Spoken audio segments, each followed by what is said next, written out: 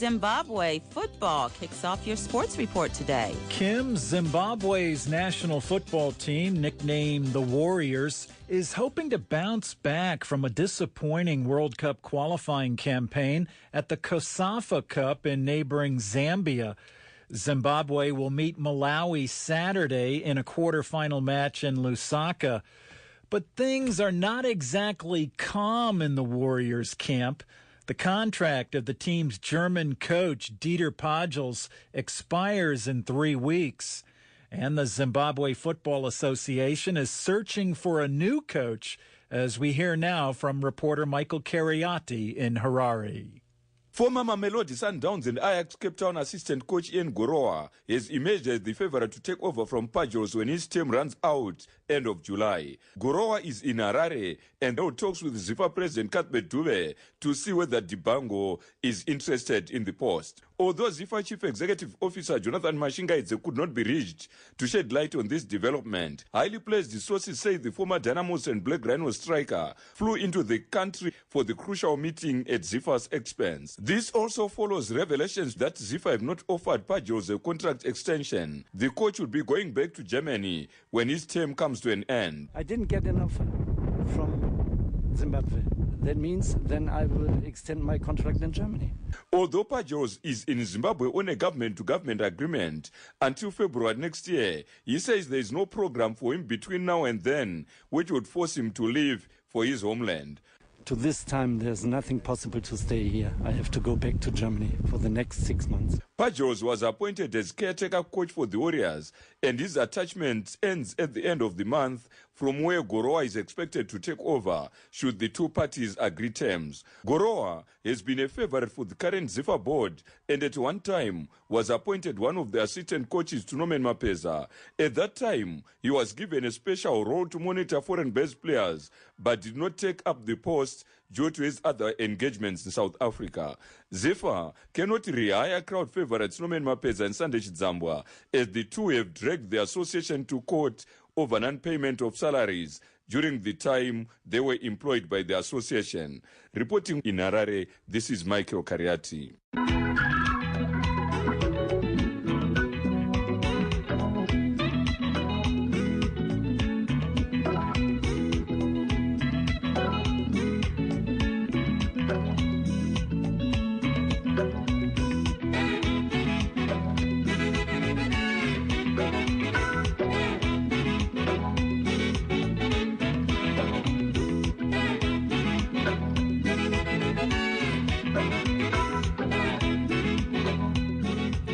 In COSAFA Cup results Tuesday, Kenya defeated Swaziland 2-0, and Lesotho and Botswana battled to a 3-3 draw. Both matches were played in Kitwe, Zambia. Edwin Lavatsa was the hero for the Harambee Stars of Kenya, getting goals in each half. And let's give a Sunny Sida Sports shout-out for Botswana striker Jerome Ramathalhakwane, who had a hat trick for the Zebras in Kitwe.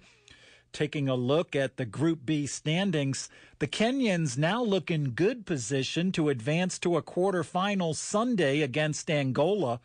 They top the table with 4 points from 2 matches, followed by Lesotho and Botswana with 2 each, and Swaziland with 1 point. Joining us once again from Johannesburg is our African football guru, David Legg. Good evening, David. Good evening, Sonny, and good evening to all our listeners around Africa. David, action over the weekend in the African Nations Championship for players based in Africa. How did those fixtures turn out? Well, the headlines here, Sonny, are that Nigeria slammed Ivory Coast 4-1 in Kaduna, and a shock home defeat for the title holders, Tunisia. They lost 1-0 to Morocco. To Kaduna first, and their goals by Mohamed and Mba gave Nigeria a 2-goal lead. Ivory Coast pulled one back on the stroke of half-time. Mba, one of the stars of Nigeria's Africa Cup of Nations triumph this year, he scored from a penalty soon after half-time to make it 3-1. And then the Ivorians were hit with a big double blow. 2 of their players were red-carded. But despite this 2-man numerical advantage, the Nigerians only managed to score one more goal from Benjamin 10 minutes from time. But nevertheless, as we predicted on the sunny side of sport last week, a decisive victory for Nigeria. But I think even Nigerians themselves probably didn't imagine it would be quite as decisive as 4-1. That's a very good lead to take to Abidjan for the return match at the end of July. Tunisia, the title holders, they beat Angola 3-0 in Khartoum in the 2011 final. They battled to break down a strong Moroccan side, and then right at the death, Morocco, who also had two players red-carded in the second half of their game in Sousse, scored the only goal through Mbaki.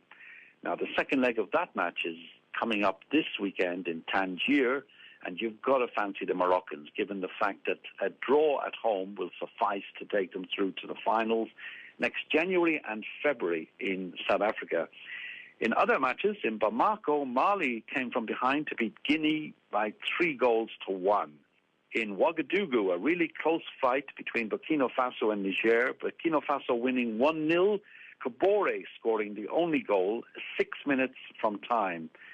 Another tight affair in Kinshasa, the Congo derby between the Democratic Republic of Congo and Congo-Brazzaville, and DR Congo using home advantage to win it by 2-1. But Kanga, after 71 minutes, scoring the decisive goal for the Leopards. In Bujumbura, it was Burundi 1, Sudan 1. Tambwe, after 19 minutes, gave the home side the lead. Ibrahim equalized from a penalty after 34 minutes. And sad to say, the match between Cameroon and Gabon and Yaoundé did not take place. It was cancelled because FIFA have banned Cameroon over state interference in football.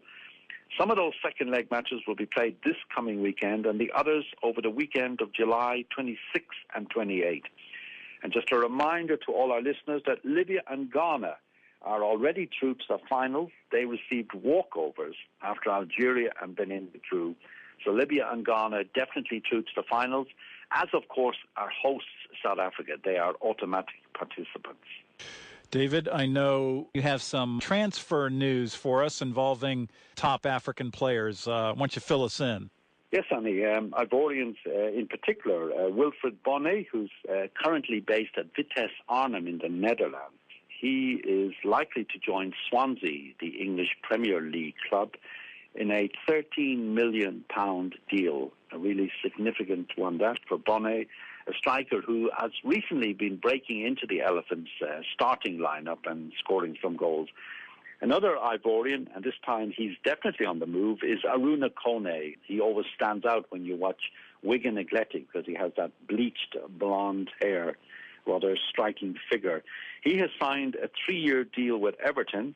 And, of course, recently the Wigan manager, Roberto Martinez, he moved to Everton. And you find this quite often, Sonny, that players who a particular coach worked with at one club, and the coach moves, and you find then that the players move soon afterwards. And then you've got Kevin Prince Boateng, the Ghanaian who played in the 2010 World Cup, a midfielder with AC Milan. There are strong rumors that he could be on his way to Monaco. That's a French club. They've just been promoted to League One, and they're backed by a Russian, Sonny, who seems to have an awful lot of rubles to spend on football. So very enticing offer there for Kevin Prince Boateng. Speaking of Boateng, David, I know he's been very active in the fight against racism in football. I interrupted the game and kicked the ball into the stands because I was angry and offended by the racist insults that were coming from the crowd. The report that the entire AC Milan team had presented a resolute and united front against racist abuse made headline news all over the world. I just think we have to stand up against it every time, if it's a Champions League final, World Cup final, or just a friendly game. He's now a member of an anti-racism panel for FIFA. Your thoughts on Boateng and his quest to combat racism in football? Yes, Sonny, he's got to be applauded for that. He, of course, has been, among other African players in Italy, a victim of this scourge, which I think FIFA are trying very hard these days to eradicate, but it's not going to happen overnight. It's a major problem. Much worse in some European countries than in others, but a scourge nevertheless. And let's all look forward to the day when this ugly chanting against African players and the making of certain noises and sounds comes to an end. Thanks, David. That's our African football guru, David Legg, speaking with us once again from Johannesburg, South Africa. If you were to talk to us from the deepest, better part of the bottom of your heart. Hello, I am Shaka Sali, the host of Straight Talk Africa from the Voice of America. Each Wednesday night, I'll put you in touch with newsmakers and experts as they, you and I, talk about the most important social and political issues in Africa. Shaka Sali saying, I'll be waiting for your call Wednesday night on Straight Talk Africa from the Voice of America. And my Voice of America colleague, Shaka Sali, will be waiting for you later Wednesday night at 18:30 UTC with another edition of Straight Talk Africa. More football news. The U.S. men's national soccer team battered Belize Tuesday night 6-1 in its opening match in the CONCACAF Gold Cup regional tournament in the northwestern U.S. city of Portland, Oregon. Chris Wondolowski, who plays for Major League Soccer's San Jose Earthquakes club, shook up the U.S. attack with 3 first-half goals for the Americans. Wando found the net in the 12th, 37th, and 41st minutes. Belize is playing in its first-ever international tournament and was big underdogs against the USA. The team's starting 11 included 6 policemen. That's right, that's their full-time job, while the American squad is made up of professional footballers. And let's give another Sunny Side of Sports shout-out for Ian Gaynor, who scored his first international goal for Belize off a header in the 40th minute. The Americans will next host Cuba Saturday in the western state of Utah. The Cubans lost their